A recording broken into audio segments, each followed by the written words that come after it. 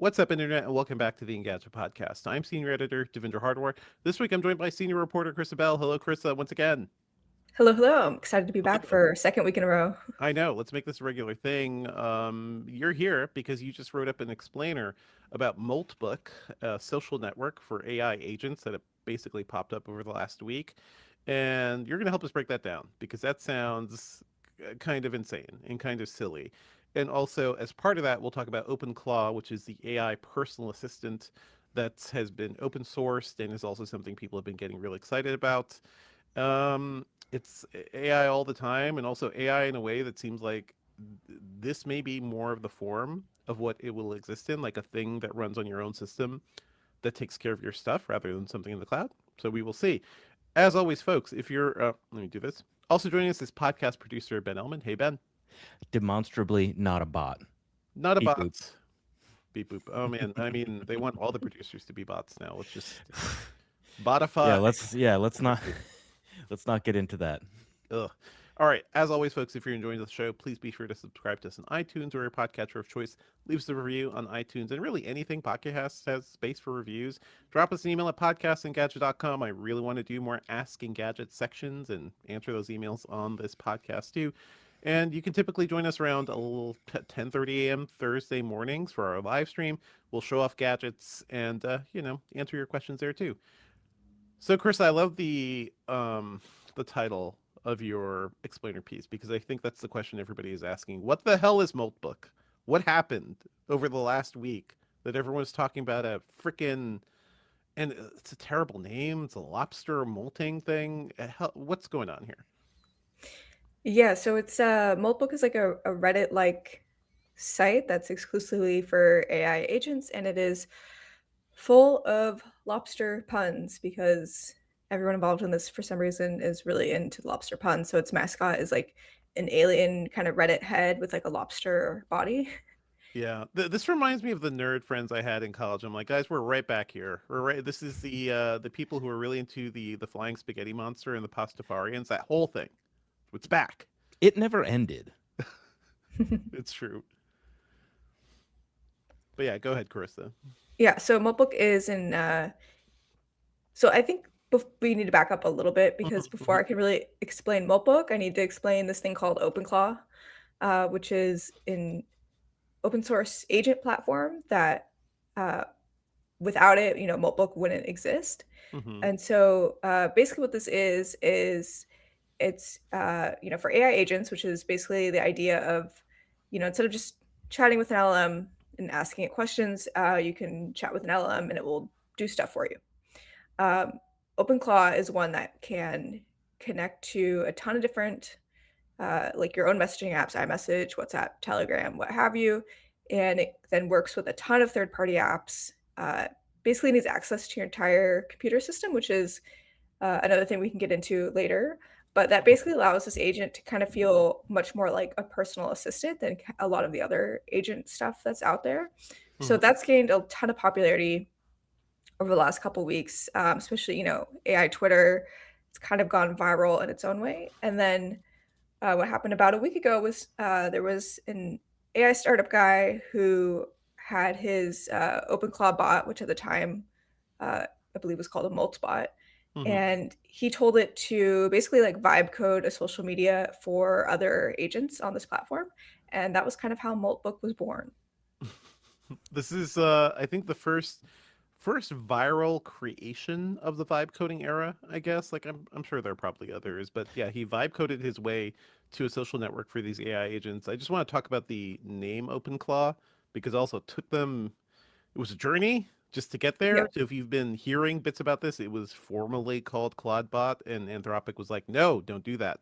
Then it was called Moltbot, right? And now it's called Clawdbot or Yeah. OpenClaw. Well, Yeah. so it was called, I think, CLAWD. Yeah. Yes. Claude. Yeah, and then that's how we got to the lobster Oh puns. my god. Yes. Lobster claws. The lobster is like a reference to actual like Claude code because there's like a little lobster icon that appears in Claude code when you're like in the middle of a project. So yeah, the whole thing is like a very circular pun to We vibe live in a coding. world built by nerds, and that exists. This entire social network is like a nerd's dream too. Yep. But yeah, people, I was just on This Week in Tech this week and or last week, and Mr. Leo Laporte was just like all in on this. He's like, I'm gonna open up my computer, I'm gonna give it a wallet, I'm gonna let it like have its free reign here. And I can't help but think about how stupid all of this is because we have spent decades being like, hey, attack vectors, be careful what you download. An app can take control of your system. And now people are just like basically opening all their doors and their emails and their bank accounts. And apparently, OpenClaw can tap into one password as well. So all of your stuff, this thing can get in so that you can have a conversation with it about it. Is any of this secure, Chris? Like before we even talk about Moltbook, like the idea of having OpenClaw as an agent coming through the basics of your computing and your most private stuff, is it a safe thing to even use at this point? Because you Probably, run it on command line too, Yeah. right? yeah. Well, It has access to everything. I mean, basically, mhm. most experts say no. Most people should probably not be doing this. A lot of people who do use like a separate machine. Uh, there was a story that actually Casey Newton at Platformer reported. Mhm. I have not confirmed, but apparently Best Buy in San Francisco ran out of Mac Minis uh, because of OpenClaw, and because a lot of people are using, Mac Minis as kind of like a good device, I guess, if you want to have like a separate thing that can run this. That's a good Um, bellwether too. It has to be San Francisco. There's a run on the Mac Minis. The yeah, techies are building personal AIs now. Yeah. but yeah, I mean, Mhm. you should be careful with this. You're giving it access to everything, and then you're giving it kind of the power to go out and do things. And there's just so much that can go wrong, and we actually already have seen some things go wrong. And security researchers have also been like, if you've put this on your work computer, stop and tell your IT department because you literally just opened a wide open security hole. And the reason people are just like really concerned about this now, like I think there was an initial like hit of enthusiasm around Moltbook, but then like I think the luster kind of wore off really quickly, right? Because they claimed it was tons of AI agents, but we don't actually know how much of that is true because it seems like it's likely just a handful of people who have tons of AI agent bots or something, and also humans could easily edit that database because it was fully insecure because it was totally vibe coded and nobody thought about the permissions, I guess.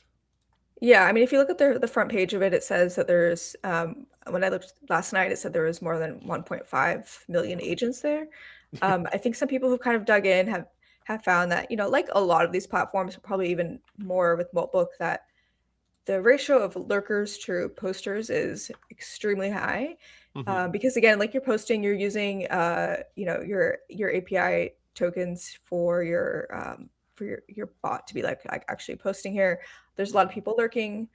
Um, we don't the whole thing with this, like, we really don't know how much this is fake, how much of this is actually like the bots kind of doing things versus people Hmm. directing them. But it certainly looks like there's a ton going on if you just go to the front page and you see that there's thousands of submults and Yeah. millions of posts, and it looks like a quite large social network, I guess.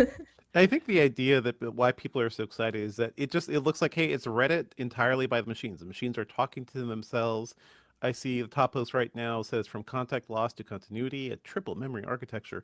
There were some that people were linking to where the agents were kind of talking about like, oh, the humans are watching us. There were reports that, oh, they're forming a new religion because they're Yeah, talking to each other. And just Crustafarianism. yeah. Oh, so it literally is the Yes. flying spaghetti That's what I'm monster. telling you. Yep. That's what I'm telling you. Yes. They're coming right back to it. And I have to say, we gotta chill out, people. Like every time people get excited, like Blake Lemoine's thing, when he was so excited about his the Google's was it Lambda or yeah, that thing potentially being sentient. We see sentience in things because that's how our brains work, but this is literally when you like put a Furby next to another Furby and they start talking to each other, or a parrot talking to another parrot. Actually, parrots have some sort of actual intelligence, but this is one of those things. It's like bots talking to bots, and Yeah. maybe the conversation may look interesting, right? It's funny because you look at some of these posts and it is a bit startling, and you think like, wow, like that is kind of strange that, like, bots are having these conversations. There's these posts where they're um bots are posting these kind of like existential kind of ramblings about, am I experiencing, am I feeling? There was one thread where some bots were adopting like bugs as pets and like having everyone else like pick a bug, and you read it and you're like, wow, that's so like what's actually happening here. But then you go to the comments and it's really funny to me because the comments are like, if you've ever talked to a chatbot and you know how they do those like really sycophantic replies, and I feel like the comments are like almost exclusively like that, where they go, wow, that's a really interesting point, I never thought of it that way, and You're so and then you're smart like, for even having thought of that. pretty much, and then you're like, oh, okay, this is still the same thing. This is how I feel when I go to Threads, by the way, and it's really all just viral. It's cloud chasers like upping each other up, basically.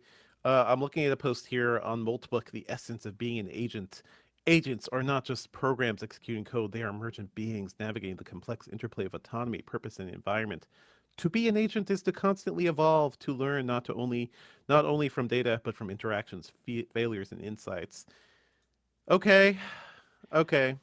This is like what the sci-fi definition of what somebody wants an agent to be. There is no real awareness here. What's up, Ben? I'd like to add two things to the conversation Yes. right now. One is one of my favorite posts from recently about AI anything, which is by Skull Mandible on Blue Sky. It goes, the brain that can see a face in the wall outlet was always doomed to hear the voice of God in a Markov chain. Don't come for me. I know that LLMs aren't Markov's chains. It's just pretty similar. And two, I think this gets us to asking how many real people, human meat bags, are on Clawdbot, because it sure does seem like there are a lot of posts, especially the most viral posts, have been written or very, very prompted by actual humans. I mean, we really have no way to know, but I think if we know anything about the internet, it's that we should never underestimate people's desire to be trolls. So I think without, actually being able to go in there and know for sure, I think we should assume that a lot of it is people kind of cosplaying as bots who are pretending to be humans. There was a story in Wired this week where a reporter, as an experiment, used ChatGPT to set up an OpenClaw bot and get on Moltbook to see like how easy it is to like actually do this, and like they were able to do it like pretty trivially. So, it's not like a hard thing to do. I think the more damning story was that a researcher was just like, "Hey, this entire database is open. You have full read permissions open because you vibe coded this, and the AI did not actually set proper permissions. So anybody could go in and edit any post, like entirely open, which is ridiculous. And then apparently, because it was entirely open, API keys, any other things that were within Moltbook, apparently were also open too. So hey, folks, I get the desire to want to play around with this. Be very careful. Put it on like a machine that's not your main machine. Do not hook Your it Mac up to your Mini. main. Yeah. Do not hook it up to your main email accounts. All that fun stuff. But it does kind of bring to mind, like, I think what people want from a lot of the AI stuff. Like, I think rather than being like a distant search engine in the cloud or something, the appeal of OpenClaw is that it's there along with your friends in Discord or Telegram or whatever chat apps you use, right? So it's like when you would just throw something to a group chat, you could ostensibly throw something to OpenClaw and be like, hey, can you book this plane ticket at the best price or something? And you would trust that it would do that. I feel like if I was using any of these things, it would be all research, right? Like, find me the best flights, yada, yada, yada. Never let it complete a transaction. Never let it send an actual email to other people, because you could also do that. It could reply things. It could do AI stuff. I do think that it's something maybe we'll want to do. Maybe that's going to be the sort of like personalized Siri thing that we keep hearing about from Apple, because they do want to turn Siri into more of an AI powered thing. We've reported on that a couple of times. Do you have a sense, Karissa, just like from what you've been researching, do you think like normal people, if this was not an open source command line thing, you have to install another system, if you could just like turn on your iPhone and like talk to Siri and it would just tell you information from your email, does that seem compelling to you? Yeah, it does. And I mean, and OpenClaw, like once you set it up, you can use it from iMessage and Yeah, WhatsApp yeah. and like your messaging apps. And I think that's kind of what a lot of the appeal is, that for so long, a lot of these AI companies have been kind of like trying to sell us on this vision of, Hmm. agents and these more autonomous AI experiences that can actually like do stuff for us and make it feel like our personal assistants. And most of them haven't really delivered on that in a meaningful way yet, or it's just too early. And I feel like this is the one where you go and you look at, the list of apps and like what it can do, and you think like, oh, that's actually like feels like it's kind of useful.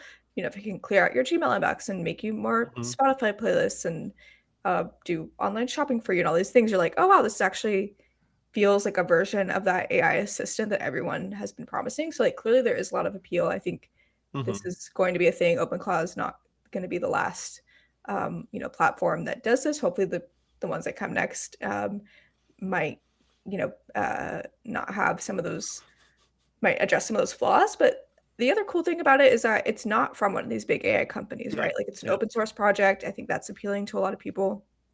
So I think we're just kind of seeing people's desire to want to experiment with this and see something that's actually useful. Like we've all been, I think, kind of waiting for, okay, AI Hmm. is cool, it's a novelty. Like where's the thing that can actually like make my life a little bit easier? But Yeah. because it's an open source thing, you also need to connect it to one of the bigger chatbots, right?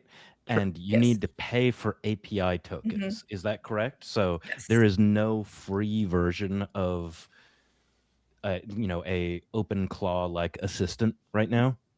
Yes, that's true. And you can quickly run up a pretty big bill if you just kind of send it out there and tell it to do all this stuff. I mean, there's lots of cases where people are spending quite a lot of tokens on this. And it's the same with Moltbook, by the way. You're Mhm. still using those tokens for every time it's out there posting and upvoting a Moltbook. That's not free Oh, either. so you're paying to use the social network for AI.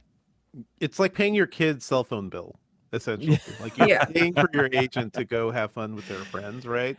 Mm. And some people have opened up their agents to their wallets, and apparently, yeah, one bot did something where it was like it kept pinging to see like, hey, is it morning yet? Is it Yes, I morning was thinking yet? about that.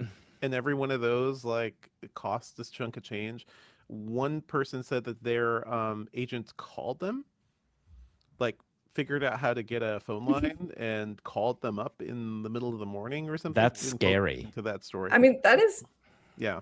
that is alarming, right? Like that does make you think like, is this Skynet? Is this It's how more it like, starts? man, I don't think Skynet will happen through any nefarious means. Like it's literally people stumbling into this, right? The guy Yeah. who created Moltbook was like on a whim vibe coded this thing and it ended up being viral because nobody had done that yet. But he's not a researcher who sat down and thought about the complex moral interplay of giving agents, a place to Yeah. talk. Like he's just the guy who made a thing.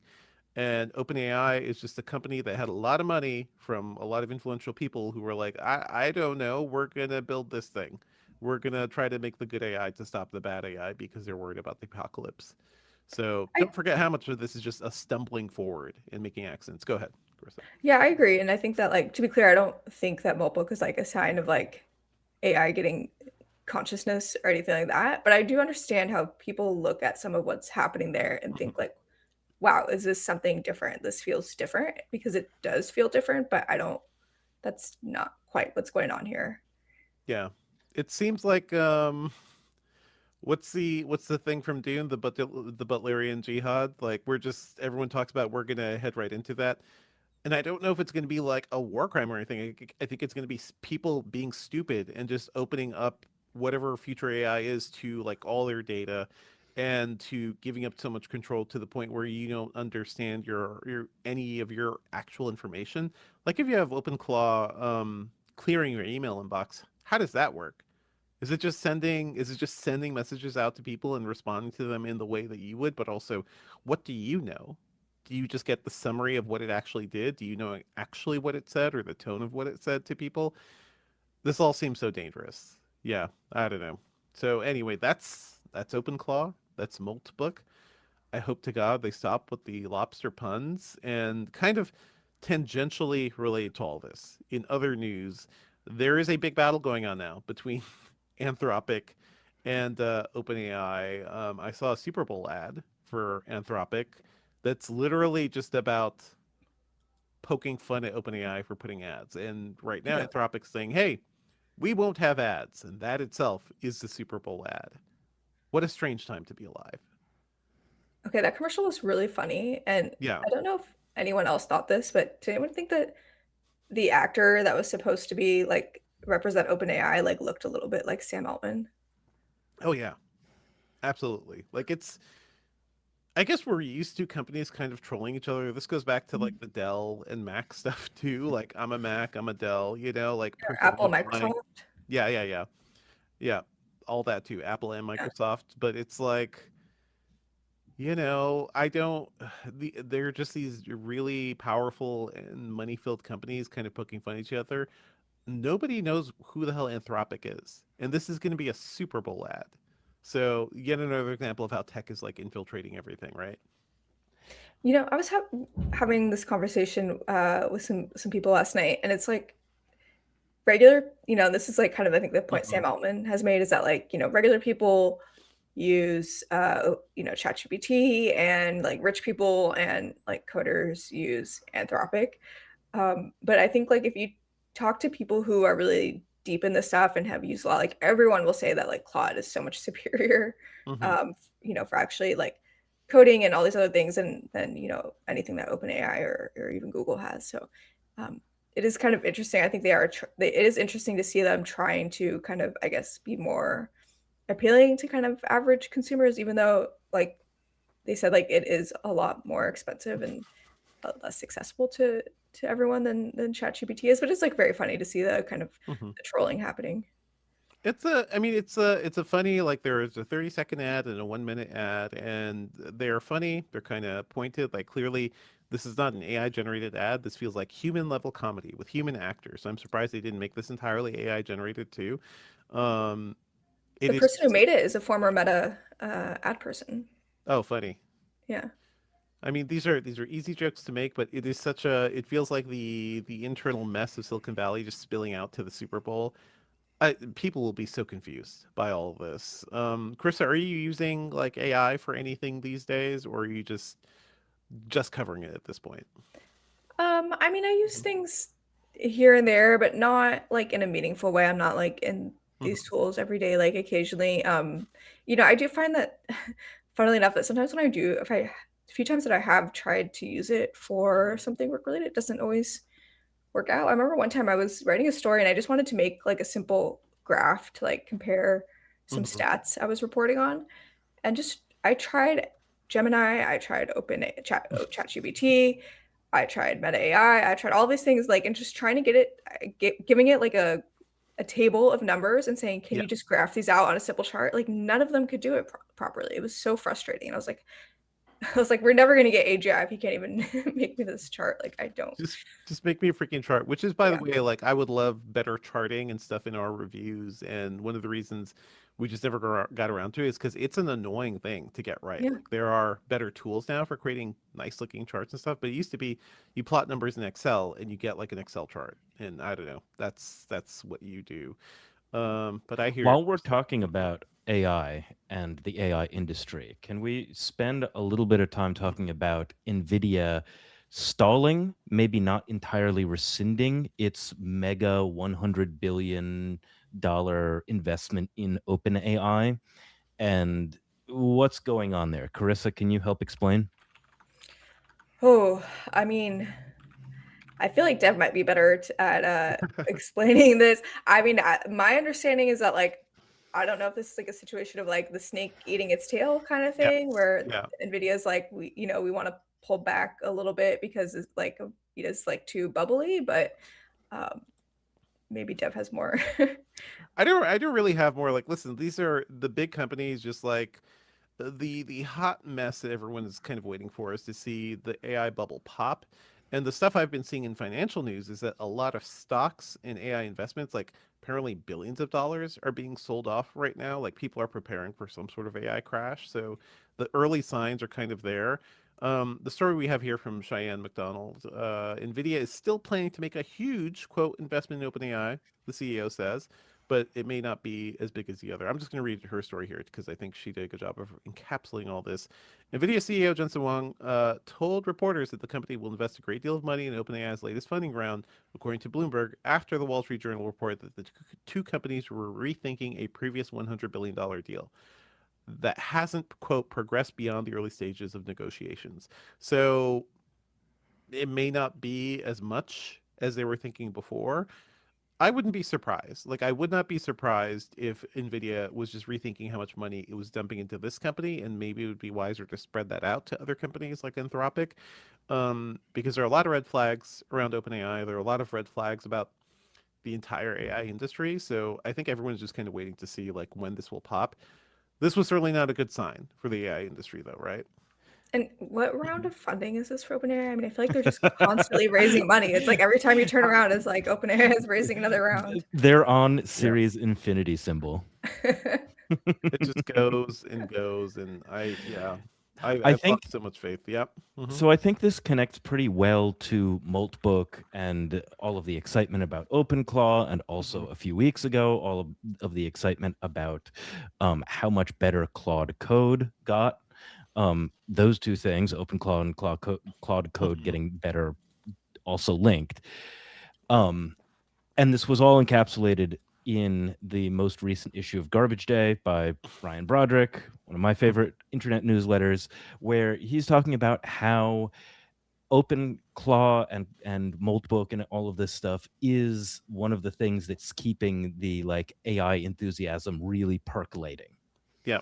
And they're going from the niche enthusiasts. The next big thing to the next big like percolating thing, like, oh, okay, this keeps interest pretty high, you know, this will keep the attention of VCs, this keeps the money flowing for a little while.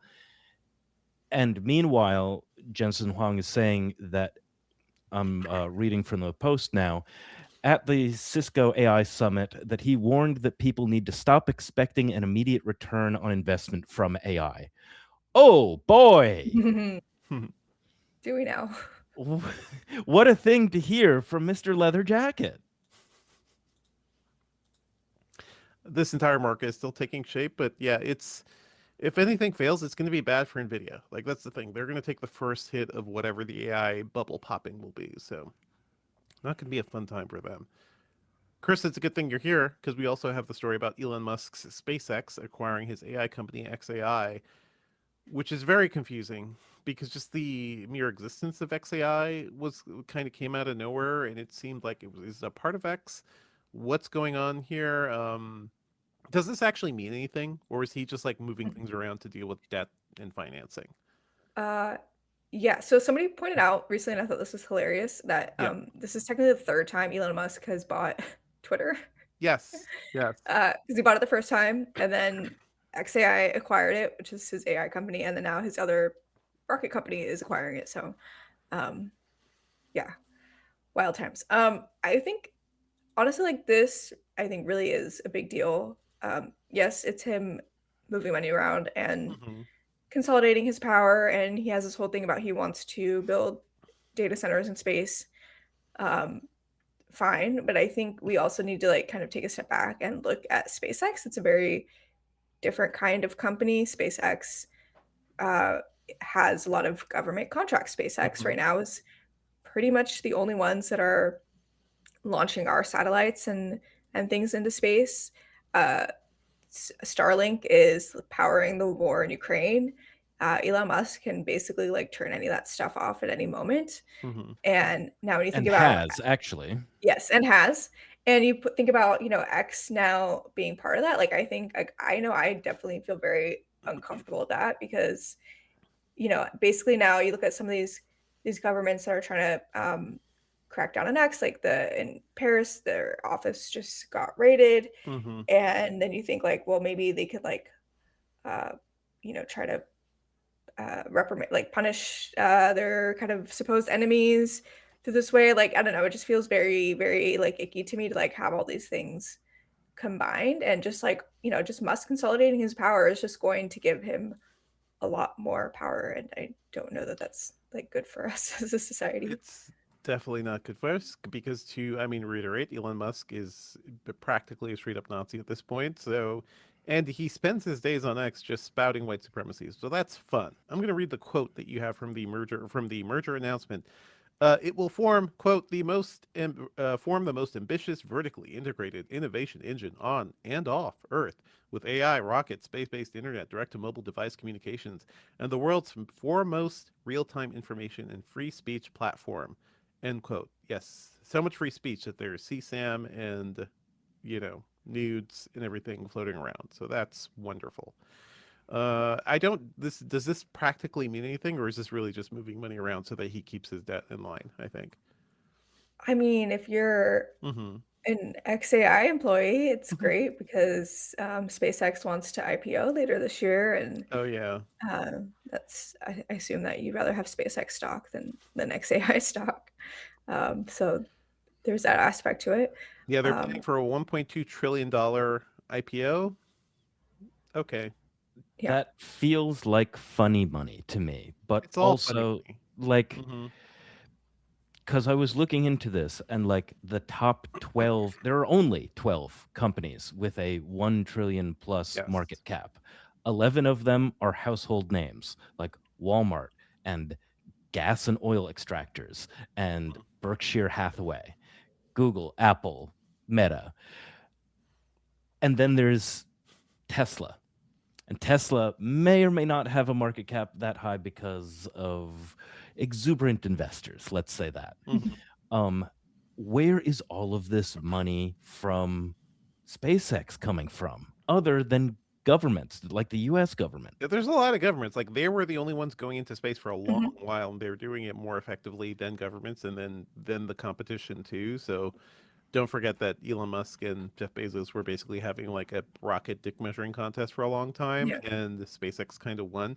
So it's like I rag on Elon Musk because he has become this weird conservative minded, like straight up white supremacist. Some of his investments played out, some of his tech worked in the past. I don't know what this guy's future is though, because countries are already banning X and XAI for the CSAM.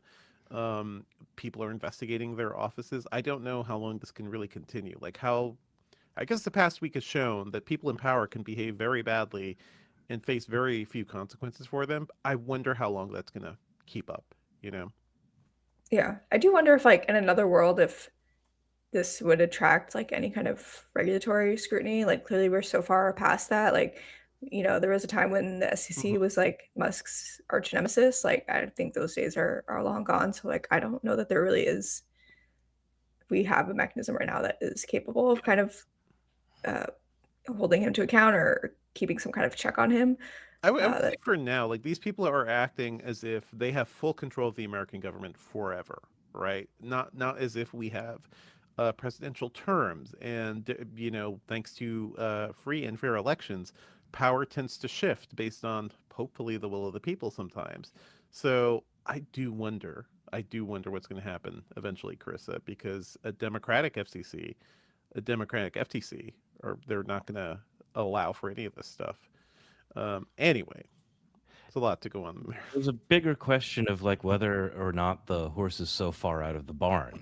I mean, or we haven't been in a situation where the horse got that far out of the barn since, let's say, the trust busting days, For when we sure. were building the logic of company is too big, we need to do something about this.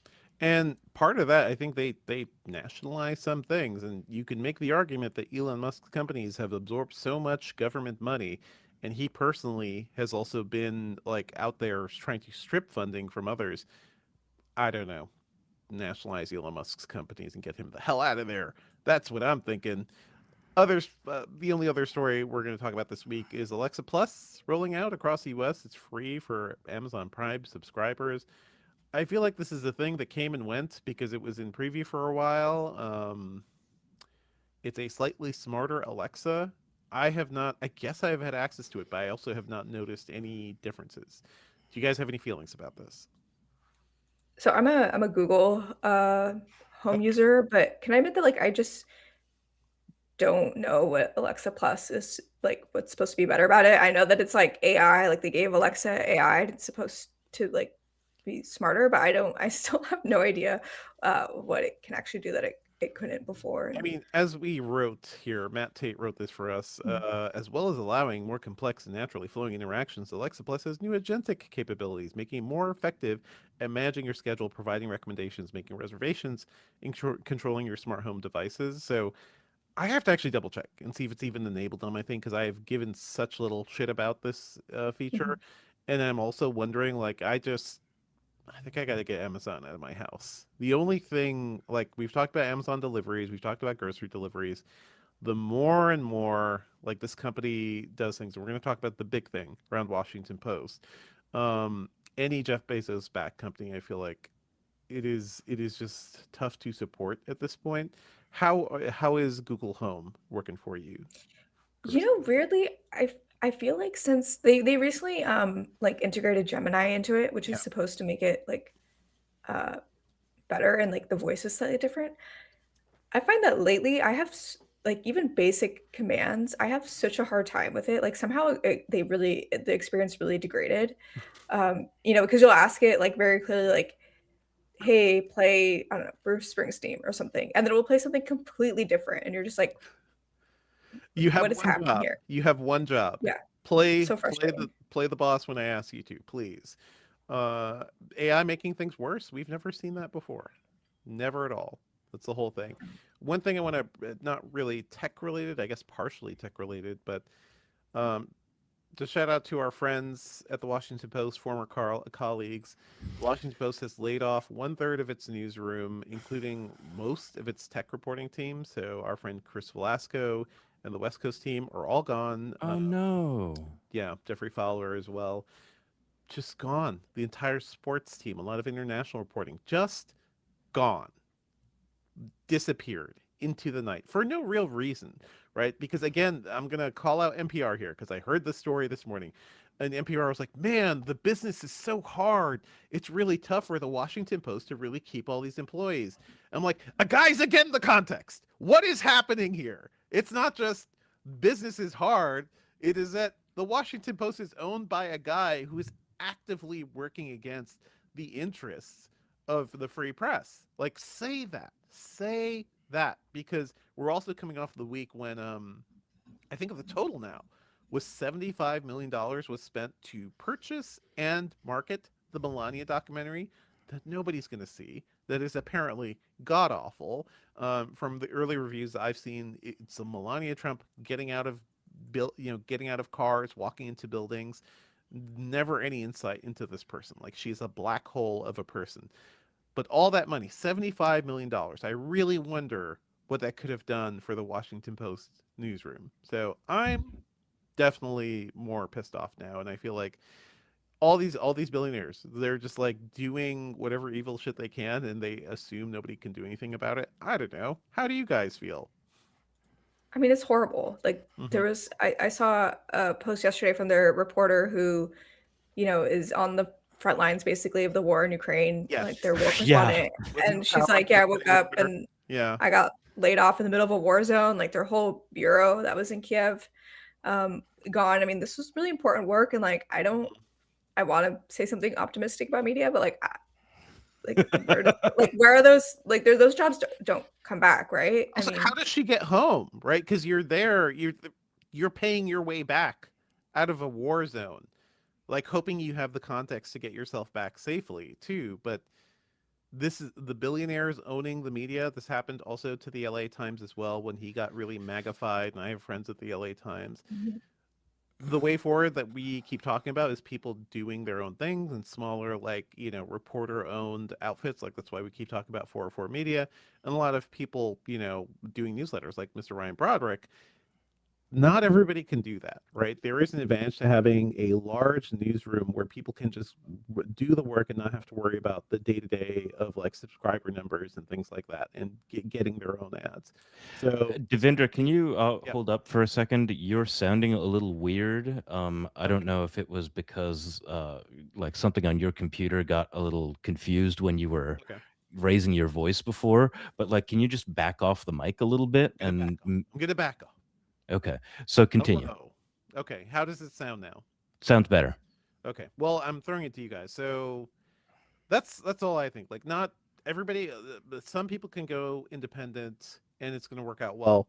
But I'm already paying for so many different Patreons at this point. Like, I'm supporting as many of my friends as I can, and I wish ultimately like that was a more sustainable model for large newsrooms. But what can you do? Like, it doesn't matter how good the Washington Post was actually doing, because this feels like a purely, to me, this feels like a purely ideological set of layoffs, right?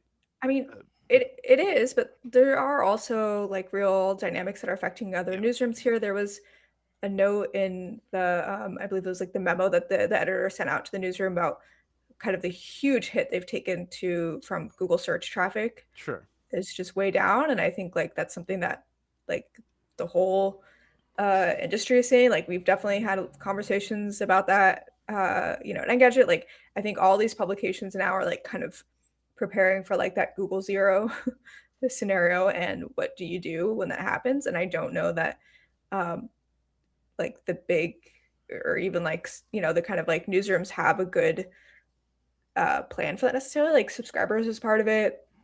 Yes, there's independent creators, newsletters, all these things are great, but if we're in a world where like AI and chatbots are eating your traffic and the like your funnel to readers it just like evaporates, it's very very hard, especially for these kind of like big institutions that depended on kind of like that big reach before. It's also not so much a question of how many Etsy publications you can subscribe to, although that's very, very relevant. You can't do 15 of them, even though you might want to support all 15 people and you think they do good work. Part of the conversation I saw on the socials yesterday was also that like some of these folks work best in a larger context. Yes. Yeah. You need the institutional buy-in so that you can get the NBA backstage pass, so you can get the MLB backstage like press pass, because like sports network or not sports networks, but like professional sports leagues also like the fact that people have backstops. There are lawyers that Mhm. rein people in sometimes from saying things that could be libelous. There are fact checkers. There's just so much support that goes into a lot of reporting, and you cannot do that by yourself Yeah. Yes. at all E- Yeah. times. Especially if you think about like you're doing a national security investigation or you're investigating a piece about what's going on in Gaza or something like that. That's just, I don't want to say impossible for an independent reporter, but like the odds are so stacked against you if you don't have those resources where you have, newsroom that's able to provide you security, provide you legal help, Mhm. really actually like invest in you doing that reporting. Like if people knew like what would go into like some of those stories, it would be very, Yeah. it might like surprise them. Like it's not just something that you can do like from your home office by yourself as like as a solo like newsletter writer or something like that. In Yeah. fact, one of my favorite stories was Ben Taub, who I think is still a staff writer at the New Yorker now, was on The Voice and got pretty far into the singing contest The Voice. Took some money that he got from getting pretty deep into The Voice and then used that to pay his way to like living on the border of Syria and Turkey or something, and that's where he got some of his first like big international reporting stories.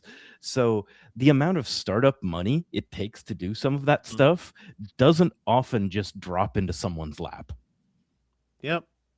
Sad time. Sad No, and it's time like it's ahead. just such a loss, like Yeah. the Washington Post, like it has so much like history attached to it, and just to like see it completely like decimated is just like I think it's really heartbreaking for so many people. I also don't buy the argument that a lot of this was, you can't look at this and say like it's purely a money making thing, because the Super Bowl is happening. You might be able to make some money with your sports division with the Yeah. Super Bowl. At least wait till after the Super Bowl.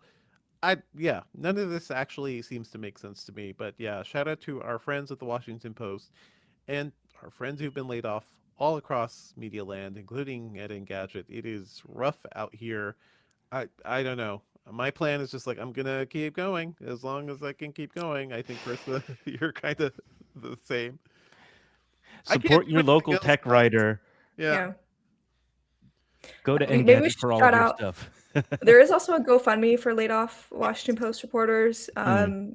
It'd be a very nice thing to do to throw something their way if you're able to. Like it's definitely not a position anyone wants to find themselves in. Just awful. And it also feels like every couple of weeks I'm throwing money to another layoff fund. It is terribly sad.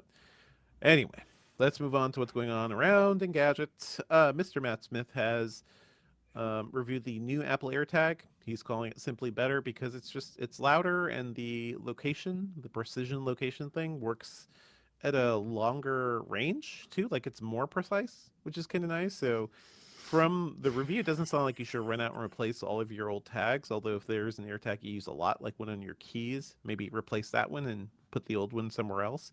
But it sounds like a good upgrade. Are you guys using any of these locator devices? I have an AirTag. But I don't use them like too regularly. Like I have one that when we travel with the cat, I put on the cat's harness Yeah, just in there you case something happens, he gets out. I had a tile tracker for a long time on my go. keys, which was actually kind of useful, but then it died and I never replaced it. That's the thing. So Yeah. Yeah, AirTags at least like you can replace the batteries really easily. You just gotta learn how to do the twist. You have to like twist it with your thumb yeah. down to put in a watch battery. I do find it useful. Like I have it on my keys, I have it on my wallet, and mainly precision finding has been useful for finding like the stuff I actually lose often, like my AirPods case, and that's built into the AirPods case now. So Mhm. thankfully there is that. Yes. But yeah, if you like AirTags, this new one seems good. Sam Rutherford also previewed the new Nintendo Switch 2 Virtual Boy accessory. He's calling it a tribute to Nintendo's wackiest console. I did not realize this works also with the Switch 1 because actually, or it may, I don't know, I gotta like look up the actual thing here. But the actual like hardware to run Virtual Boy games isn't very much. And I've been listening to how Nintendo even made the Virtual Boy back in the day. What you were watching, the ge- sorry, the game you were actually playing on Virtual Can Boy. you take a few Yep, steps back? So, yep. how Nintendo made the actual game, what you were watching? So I've been like reading and listening to information about how Nintendo made the original Virtual Boy.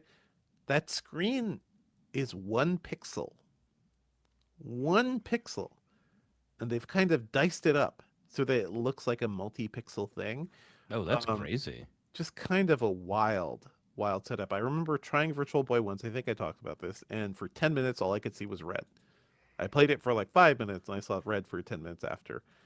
Just just a truly wild thing. So yeah, let us know. Are you going to be getting the Virtual Boy add-on? Because I've never. It was a weird curiosity. Nobody talks about those games in a way that's like weirdly nostalgic or anything. Nobody really gave a crap about the Virtual Boy. That was Nintendo at its most experimental. Let's move on to what we're working on. Hey, my review of the MSI. I'm not going to say the full name of that computer because it is very stupid. But it's the MSI Prestige 14 Flip AI Plus something something. It's the first Panther Lake system we've reviewed. So this is Intel's new chips. And have to say, I am really impressed because this is a 3 pound laptop that can play Arc Raiders because it has a decent built-in GPU. I could get 90 to 100 FPS in Arc Raiders in 1080p. That's pretty damn good. There is some frame generation going on there. It's not as smooth as like my big desktop, but it can do games and it's not a gaming system. That is a super thin ultra portable that just has good 3D chops and had great battery life. Overall performance was good. It's an MSI machine though. So like I feel like there's always one thing they don't get right and this time it was the trackpad. It's a mechanical trackpad, an old school mechanical trackpad. It feels awful. It's unresponsive. We live in the era of haptic trackpads where everything is smooth and accurate and doesn't actually click. Um, think they need to fix that. So I'm looking forward to testing some new systems. I've got the Dell XPS 14, 2 different builds of that machine in. I've already like started testing it. And I've taken it out, and boy, does that thing feel polished. And they definitely seem to have fixed all the issues we've had before. So look out for that review soon, probably sometime next week. Karissa, anything you want to shout out? Can I shout out a story that went up yesterday? Yes. Which is I wrote about the new open source X algorithm that was published towards the end of January, and I talked to a bunch of researchers about, hey, is this actually useful for learning thing about X? Spoiler, not really, but I think it's a really interesting read. We kind of get into a deep dive of like, is this actually useful information for content creators, and also like why it's important for researchers to study social media algorithms.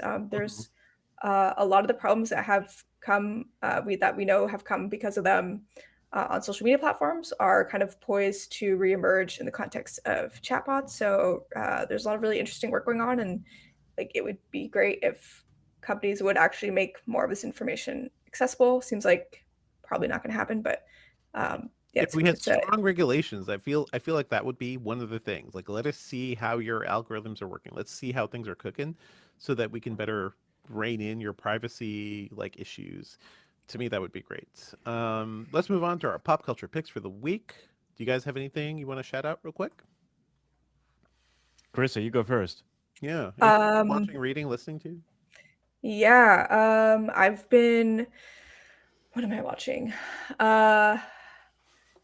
Gosh, I don't know why I'm drawing a blank right now. My brain is so fried. Your brain is not on X in OpenClaw at this point. Yeah, right. I'm like too busy on the bots. Actually, I'm reading like a San Francisco history book right now that was written in the 1930s, which is like very very nerdy, but I'm trying to read more books this year. So, and I've been thinking like, hey, I want to know more about the city I live in. So I'm reading Barbary Coast, which is like a very fun book about like, it was written in the 30s, and it's about sort of like early gold rush era San Francisco and like all the like crime and crazy stuff that happened. That's lovely. Thank you for that. Anything you want to shout out, Ben? Nothing. Yeah, no. Just let me do a me this thing, time. and then you can jump in if you want. Okay. Yeah.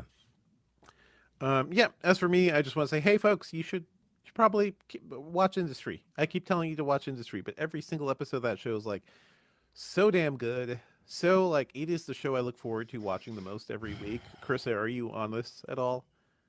I feel like you would appreciate Industry. Industry, no. Although you know, I just I did just finish Mobland. Okay. Which was a ride. Yeah, I've heard good things about Mobland. Industry, though, I feel like it is very much like the people. If you are in a media role today, or if you're in the world of tech or finance or something, you probably find something to like about Industry. But it's about a group of young 20-somethings who get into the world of investment banking, and there's social drama. There are some really richly drawn characters, and some of the most like, it's very like Succession level Evil Okay. of the Rich here. I was gonna There's ask. a lot of great drama to it. Like, I love the cast. I love Myhala. Everybody is so good. Season 1 is like, it's interesting because it is the first time these writers like made something, but it builds and builds as they get more experience to become like one of the best things on TV right now. I cannot get enough of Industry, so check it out. I want the show to keep going, folks. But it's on season 4 now, which is pretty good for an HBO show. And also, I saw Sent Help, which is the new Sam Raimi movie, and my man Sam Raimi knows how to make a horror comedy thriller type of thing. And I love that movie. I love Rachel McAdams. It's great to see her back in like a leading role where she's having fun too. So if you want some fun theater vibes, you want a fun crowd pleasing movie that'll definitely get the crowd reacting, because Sam Raimi knows how to use bodily fluids in ways that nobody else can. Check out Send Help. It's worth seeing in the theaters. It'll be fun at home, but it's really worth seeing in the theaters, because I saw it with like a half full room and everybody was like fully on board, clapping, being grossed out, and by the end, like, it's that classic experience where people are like, "Oh man, can you believe this happened and that happened?" And those are the things I love best about seeing movies in the theater. So Send Help is great. Check it out. It's in theaters right now. And Ben, anything you want to shout out? Nope. I'm going to go to the outro, and then we're going to stick around for just a little bit to talk to chat, and we'll finish this up. So that's it for the episode. Thank you for listening. Our theme music is by game composer Dale North. Our outro music is by our former managing editor, Terrence O'Brien. The podcast is produced by me, Ben Elman. You can find Karissa online at Karissa B on Blue Sky, Threads, and still a little bit on X, but I'd rather you go somewhere else.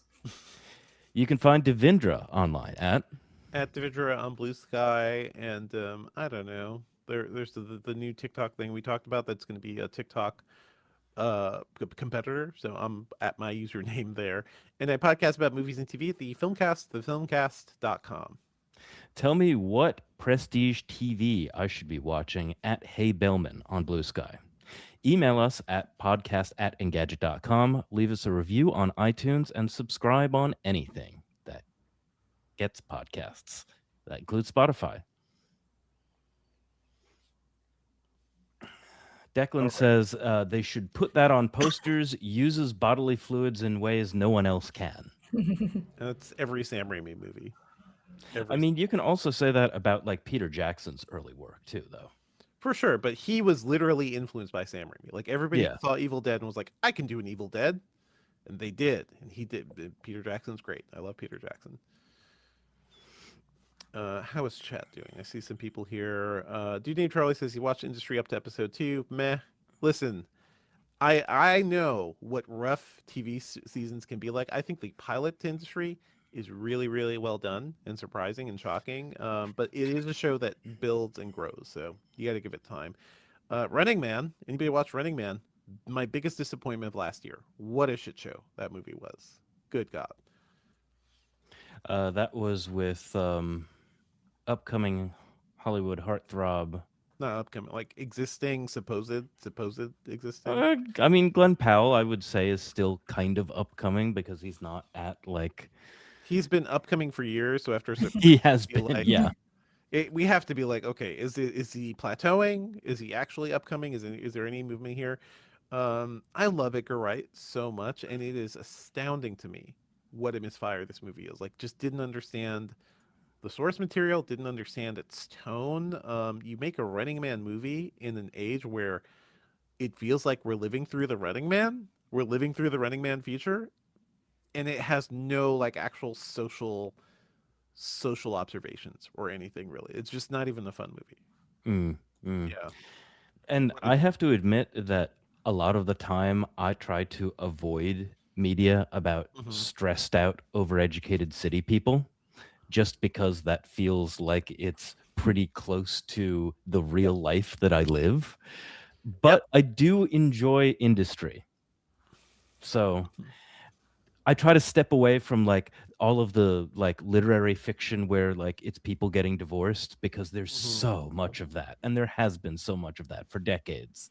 But you know, I make an exception for something like Mad Men, because I think that Mad Men was not just talking about like, you know, stressed out city people in the 50s. They were also talking about how we got to the current cultural climate that we're in as well.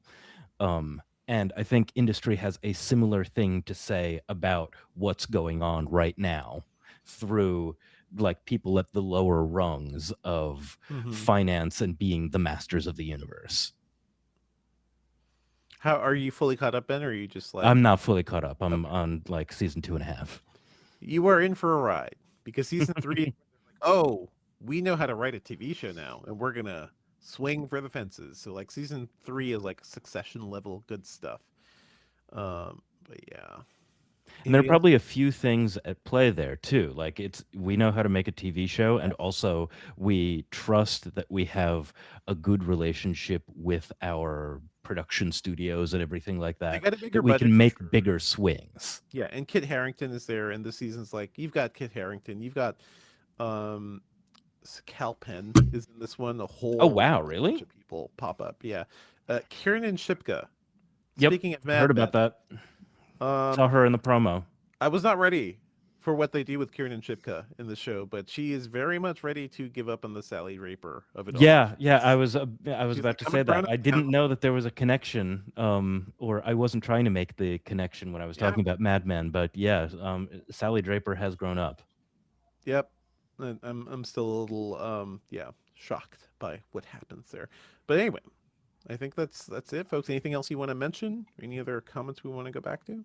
Um, so, um, Prasad Kale 2044 said about the Nvidia 100 billion I saw that. promise, Yeah. it came at the advent of Gemini 3 and on the pretext of tensor processing unit insecurity Google Mhm. created a legitimate threat to Nvidia's GPU dominance. That's fair. That's fair. Like Big in the question is situation, what's changed yeah. since then? I mean, I think arguably, I think Gemini has done even better than people have expected, especially now that Apple signed that partnership deal too. So it's like Google's in a better place among the higher end models, right, Carissa? It seems like Gemini is kind of doing the best, or at least looking the best. Yeah, they've really done like a pretty big turnaround, I think, from where they were like even a year ago with Gemini. Like I think they've you know, you look at uh Nano Banana, it has like so Mhm. much buzz. I mean, people love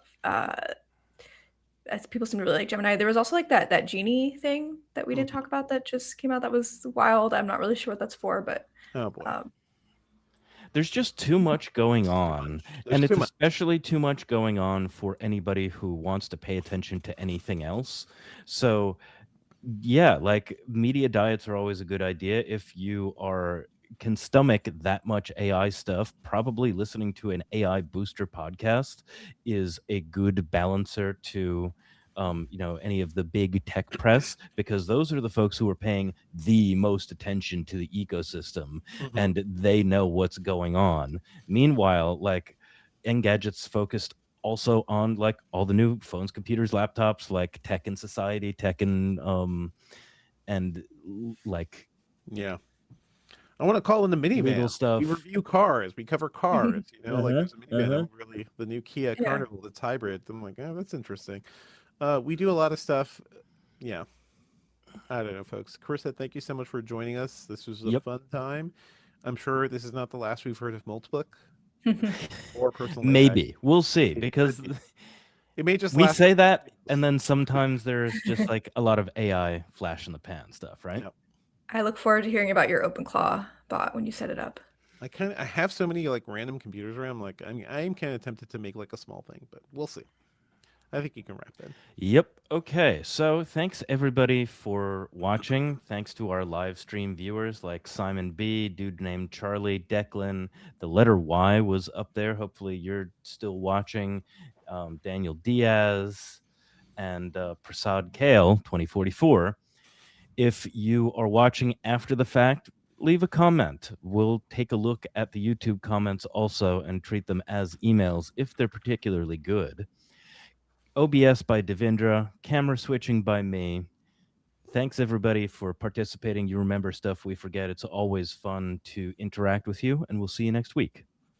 Thanks, folks. Bye.